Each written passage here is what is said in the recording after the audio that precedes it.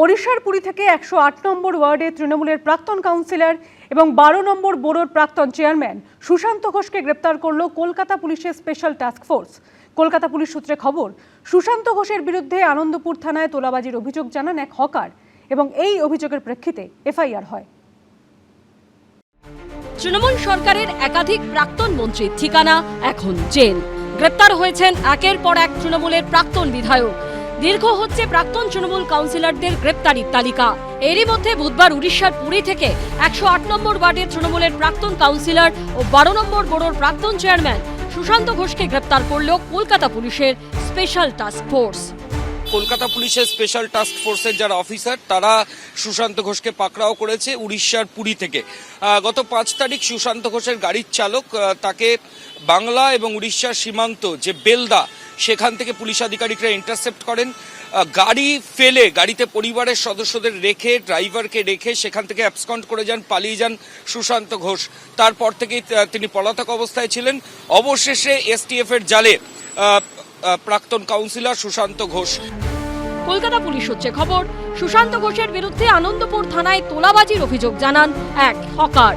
সুশান্ত ঘোষ কলকাতা পুরসভার যে ওয়ার্ডের কাউন্সিলর ছিলেন, অর্থাৎ ১০৮ নম্বর ওয়ার্ডে রুবি হাসপাতালের পেছন দিকে রাস্তার দুধারে প্রথমে ৩০০টি ও পরে ৬০০টি অর্থাৎ মোট ৯০০টি স্টল তৈরি করা হয়।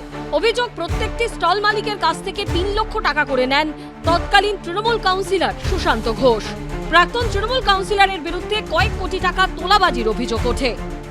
পুলিশ সূত্রে খবর, রুবি থেকে আরভানা পর্যন্ত আগে ৩০০ হকারদের স্টল ছিল, পরে আরো ৬০০ স্টল সেখানে বসানো হয়। প্রত্যেক স্টল পিছু ৩ লক্ষ টাকা করে নেওয়া হয়। শুধু তাই নয়, আগে যাদের স্টল বড় ছিল সেই বড় স্টল পুনরুদ্ধারের জন্য আরো ৩ লক্ষ টাকা করে সেই ব্যবসায়ীদের দিতে হয় এবং এই হিউজ অ্যামাউন্টের টাকা কিন্তু সুশান্ত ঘোষের অ্যাকাউন্টে গেছিল বলে জানা যাচ্ছে। এই অভিযোগের প্রেক্ষিতে এফআইআর হয়, তবে সুশান্ত ঘোষের হদিশ মিলছিল না। চলতি মাসের ৫ তারিখ বাংলা উড়িষ্যা সীমানার কাছাকাছি বেলদা থেকে সুশান্ত ঘোষের গাড়ির চালক সুজিত চৌধুরীকে গ্রেপ্তার করে পুলিশ। পুলিশ সূত্রে খবর, গাড়িতে পরিবারের সদস্যদের রেখেই চম্পট দেন তৃণমূলের প্রাক্তন কাউন্সিলর। এরপর তাকেই পুরী থেকে গ্রেপ্তার করল পুলিশ। ভালো তৃণমূল হতে পারেন, খারাপ তৃণমূল হতে পারেন, মাঝামাঝি তৃণমূল হতে পারেন, আইন তো আইনের পথে চলবে। আপনি ভালো তৃণমূল হন, আপনি নেপালে পালিয়ে যান, আপনি রিজাইন করে দিন। আপনি যদি দুর্নীতি করে থাকেন, সুশান্ত ঘোষ বলুন, সুজিত বোস বলুন, আমাদের আর যারা যারা দ্য লিস্ট ইজ লং, যারা যারা অ্যারেস্টেড হয়েছেন, কেউ ছাড়া পাবেন না। যেহেতু মেরিটটা নিয়ে আমি আবার বলছি, যারা গ্রেপ্তার হচ্ছেন তাদের কেসের মেরিট নিয়ে আমি কোনো কথা বলবো না, তার কারণ আমি সেই কেসগুলো জানি না। কিন্তু টাইমিং আমি আবার বলছি যে দুটো উদ্দেশ্য, একটা হচ্ছে তৃণমূলকে ডিফেম করা, কনসার্ট নেতাদের মেলাইন করা, মানুষের মধ্যে একটা নেতিবাচক ধারণা তৈরি করা। সবচেয়ে বড় কথা, তৃণমূল যে সময়টা ঘুরে দাঁড়াবার চেষ্টা করছে সেইখানটায় আঘাত করা, এগুলোর জন্যই মামলাগুলো ব্যবহার হচ্ছে একজনের উপর, এফেক্ট পড়ছে গিয়ে ১০ জনের উপর। সেইখান থেকে ওরা পলিটিক্যাল মার্কেটিং করার চেষ্টা করছে। ২৭ মে কলকাতা পুরসভার ১২ নম্বর বড় চেয়ারম্যানের পদ থেকে ইস্তফা দেন সুশান্ত ঘোষ।